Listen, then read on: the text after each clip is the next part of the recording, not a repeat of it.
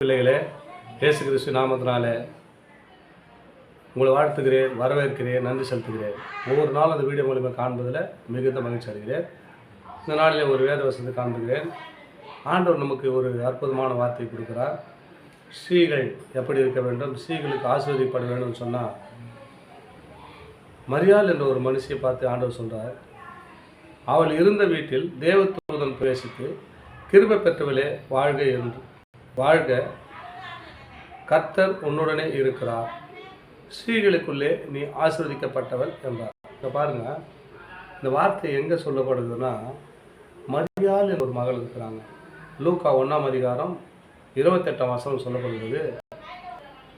இவள் இருந்த வீட்டில், அவங்க இருக்கிற ஒரு ஸ்ரீ மகள் மரியாள் வீட்டில் வந்து தேவதூதன் பிரவேசித்து கிருபை பெற்றவளே வாழ்க, ஒரே வார்த்தை சொல்லிட்டார், கிருபை பெற்றவளே வாழ்கனா. ஆண்டவர் தீர்க்கமாக இங்கே வரப்போகிறதுக்கு ஒரு தீர்க்க தரிசனமான வார்த்தையை போய் அங்கே சொல்கிறார். காவேல் தூதன் எப்படின்னு சொன்னால், தேவதூதன் போய் மரியாள் கிட்ட பேசுகிறார். கிருபை பெற்றவளே, திருமணம் ஆகலை, ஒன்றுமே இல்லை, ஒரு சாதாரண ஒரு பெண்மணி அடிப்படை கிருபை பெற்றவளே நீ வாழ்க அப்படின்றார். அதுக்கு என்ன இருக்குன்னா, கர்த்தர் உன்னோடு கூட இருக்கிறார், ஸ்ரீகளுக்குள்ளே நீ ஆசீர்வதிக்கப்பட்டவள் என்றார். அப்போனா கர்த்தர் உன்னோடு இருக்கிறாருமா? ஏன்னு சொன்னால், உனக்குள்ளே கர்த்தர் பிறக்க போகிறார். பாருங்க எப்படிப்பட்ட வார்த்தை பற்றி, ஸ்ரீகளுக்குள்ளே நீ ஆசீர்வதிக்கப்பட்டவர். இப்போ எல்லாரும் சொல்கிறாங்க மரியாதை வாங்குறாங்க, எல்லா பெண்களும் பிறந்திருக்கிறாங்க, ஆனால் மரியாதை விசேஷித்தவங்க இல்லையா? அதுக்கு தான் அந்த வார்த்தை சொல்கிறார், ஸ்ரீகளுக்குள்ளே ஆசீர்வதிக்கப்பட்டவள் அப்படின்னு சொல்லிட்டு. உலகத்தில் எத்தனையோ ஸ்ரீகள், எத்தனையோ பெண்மணிகள் இருக்கலாம், ஆனாலும் இதுக்கு இந்த வார்த்தை கொடுத்துனா, இயேசு அந்த மகள் மரியாளுடைய வயிற்றில் பிறந்ததுனால அவங்க ஸ்ரீகளுக்குள்ளே பாக்கியவதி எண்ணப்படுவாங்க. அவங்க இயேசு அவங்க வயிற்றில் பிறகுன்னா அந்த பாக்கியம் மரியாளுக்கு இல்லை, சர்வசாதாரண பெண்ணை போல் இருப்பார். ஆனால் அதுதான் சொல்கிறார் ஆண்டவர். தேவதூதன் வந்து உள்ளே இருக்கும்போது ஒரு வார்த்தை சொல்கிறாரு, அவள் இருந்த வீட்டுக்குள் தேவதூதன் பிரவேசித்து கிருபை பெற்றவளே வாழ்கன்ட்டார். அதுக்கு என்ன அர்த்தம்னு தெரியாது அவங்களுக்கு. ஏன்னா இங்கே இயேசு கிறிஸ்து பிறக்க போகிறாருன்னு தேவதூதன் முன் குறித்து அங்கே பேசுகிறாரு. அந்த வார்த்தையை கேட்ட உடனே, அதான் சார் கர்த்தர் உன்னுடனே இருக்கிறார். இப்போ கர்த்தருடைய தேவதூதன் உங்ககிட்ட வந்துட்டார். தேவதூதன் சொன்ன வார்த்தை நிறைவேறப் போகிறது. ஸ்ரீகளிலே நீ ஆசீர்வதிக்கப்பட்டவள் என்றார். எல்லா பெண்களுக்கும் கிடைக்காத பாக்கியத்தை நீ பெற்றுக்கொள்ள போகிற அப்படின்னு சொல்லிட்டு விட்டார்.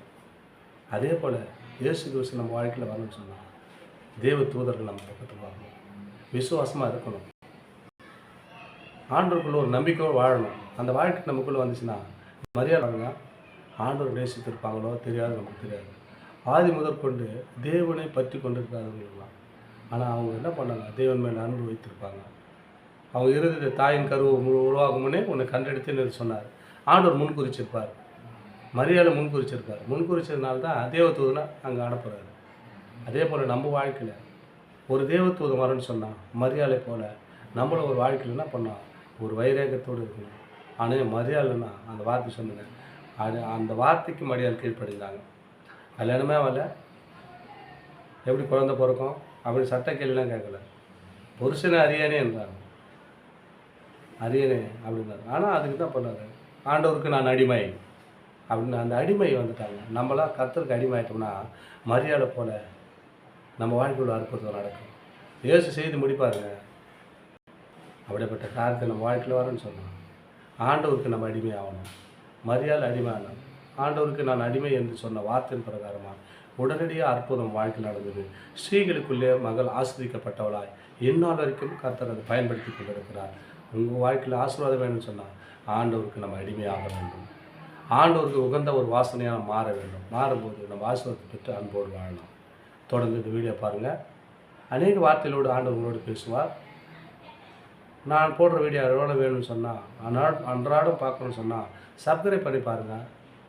எல்லா வீடியோவும் உங்களிடத்தில் வந்து உங்களுக்கு பிரயோஜனமும் தேவனுடைய நாமத்தை மையப்படுத்த அது ஏதுவாக இருக்கும். ஆமென். God bless you.